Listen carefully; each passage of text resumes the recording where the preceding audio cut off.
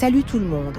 Saviez-vous qu'en Corée du Sud, plus de 90% des adultes ont déjà joué à un jeu d'alcool et parmi ces jeux, l'APT se démarque par son mystère et sa popularité. L'APT, c'est bien plus qu'un simple jeu à boire, c'est un véritable test de vivacité d'esprit. Matériel nécessaire, des verres ou des gobelets, une boisson alcoolisée, souvent de la soju ou d'autres alcools, un plateau ou une table. Règle du jeu 1. Les joueurs s'assoient en cercle ou autour d'une table. Chaque joueur a son verre rempli d'alcool. 2. Un joueur commence en lançant un dé ou en tirant une carte selon les variantes. Le résultat déterminera l'action à effectuer. 3. 4. Si un joueur ne suit pas la règle établie, il doit boire une pénalité qui peut également être déterminée par le lancer de dés ou par les autres joueurs. 5. Le jeu continue jusqu'à ce que les joueurs décident d'arrêter ou que tout le monde ait trop bu pour continuer.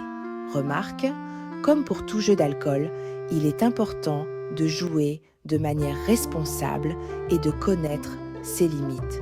Les règles peuvent être adaptées en fonction des préférences du groupe et il est courant d'ajouter des défis ou des gages pour rendre le jeu plus amusant.